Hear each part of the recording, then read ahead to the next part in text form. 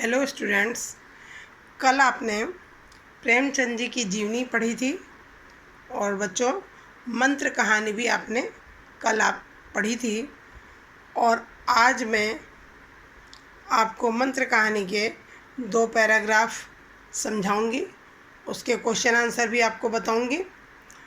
बच्चों, अभी तक आप 8th क्लास में थे, लेसन पढ़ते थे, लेसन में से आपको क्वेश्चन आंसर लिखने होते थे, पर आप बड़ी क्लास में यानी 9th क्लास में आ गए हैं।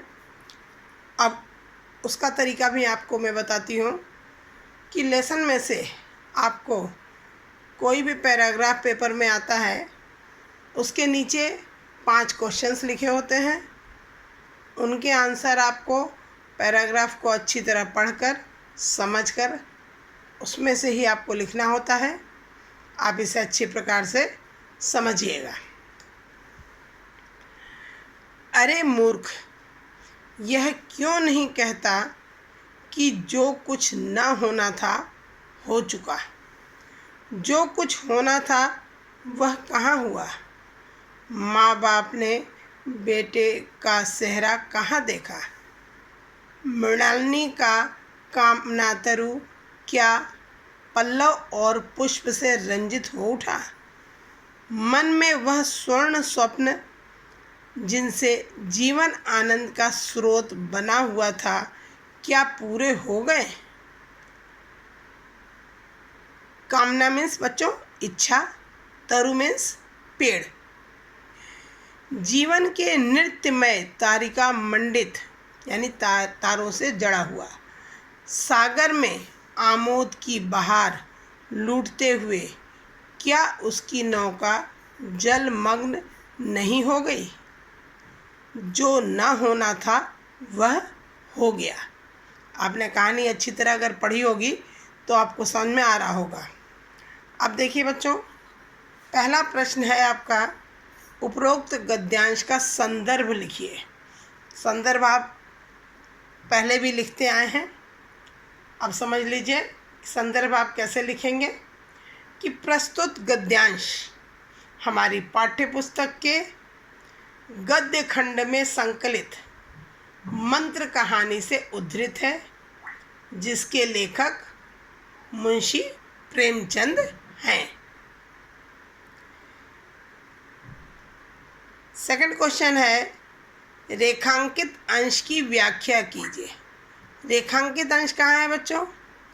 जीवन के नृत्य में, यहाँ सर रेखांकित मतलब नीचे अंडरलाइन की हुई है लास्ट तक, वह हो गया। अब आप देखिए व्याख्या इन लाइनों की।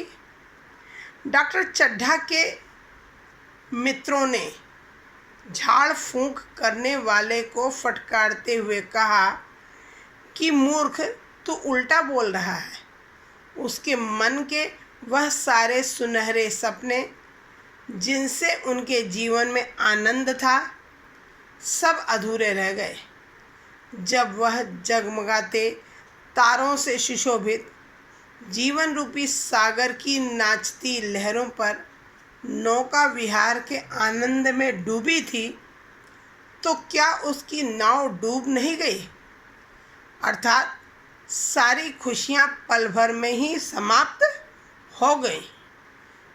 यह एक ऐसी अनहोनी हो गई है जो नहीं होनी चाहिए थी, पर वह हो गई है। तीसरा क्वेश्चन बच्चों देखिए, जो कुछ न होना था हो चुका। जो कुछ होना था वह कहाँ हुआ। वाक्य का आशय कैलाश की अवस्था में स्पष्ट कीजिए। आंसर देखिए, कैलाश की अवस्था देखकर डॉक्टर चड्ढा का मित्र कहता है कि अभी कैलाश का जीवन पूरा नहीं होना था। कैलाश को अभी जीवन में बहुत कुछ करना था, सुख भोगने थे। जिसका समय अब आ रहा था वह नहीं हुआ, यानी सब समाप्त हो गया। चौथा क्वेश्चन, मृणालिनी के कामना तरु से क्या तात्पर्य है?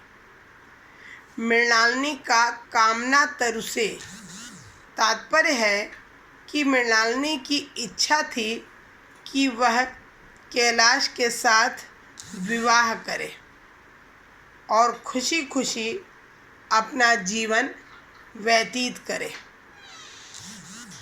और पांचवा क्वेश्चन बच्चों, नौका जलमग्न हो गई किस बात की ओर संकेत है?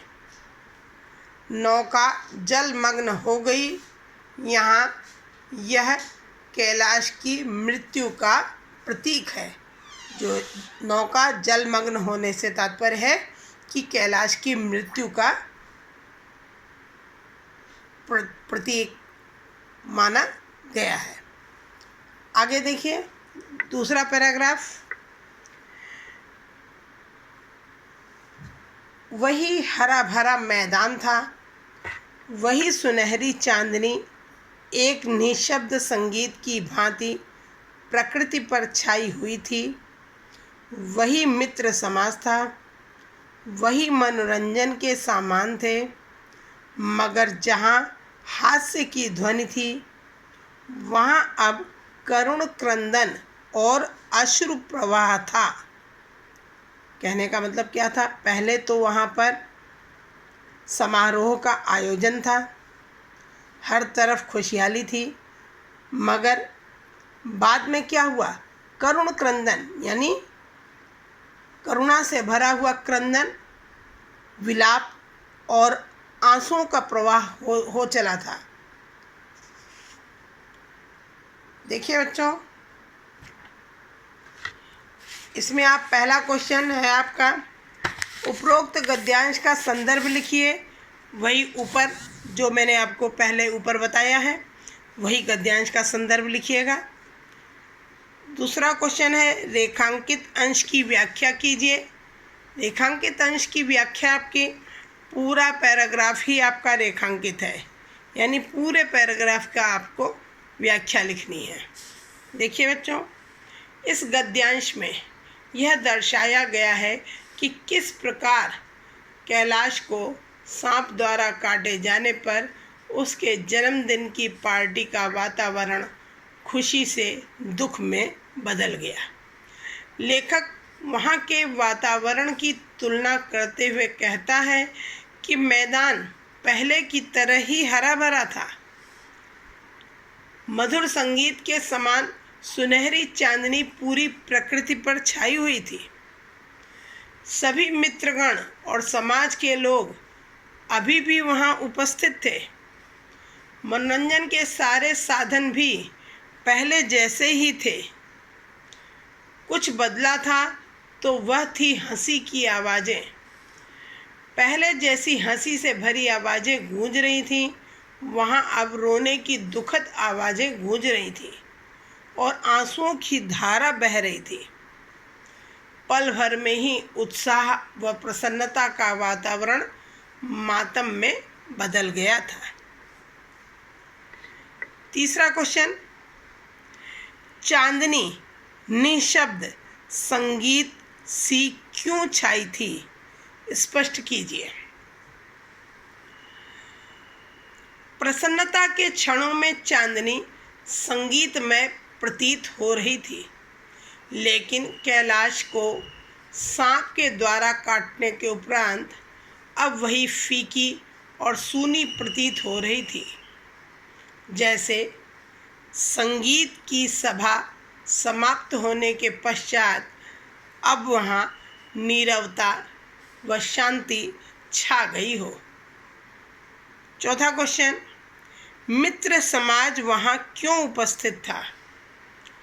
कैलाश का जन्मदिन मनाने के लिए उसके मित्र और समाज के अनेक गणमान्य व्यक्ति वहाँ पर उपस्थित थे। और लास्ट क्वेश्चन बच्चों, हास्य के स्थान पर करुण क्रंदन और अश्रु प्रवाह होने का कारण बताइए। हास्य के स्थान पर करुण क्रंदन और अश्रु प्रवाह होने का कारण यह था कि कैलाश, जिसके जन्मदिन की पार्टी सब हंसी खुशी मना रहे थे, अचानक सांप के काटने से मृत प्राय हो गया था, निर्जीव हो गया था, जिससे दुखी होकर सब रो रहे थे और वहाँ अश्रु प्रवाह उपस्थित हो गया था। उम्मीद है बच्चों दोनों पैराग्राफ आपको समझ में आए होंगे, और इसमें कुछ भी अगर आपको समझ में ना आया हो तो आप फिर से मुझसे पूछ लीजिए।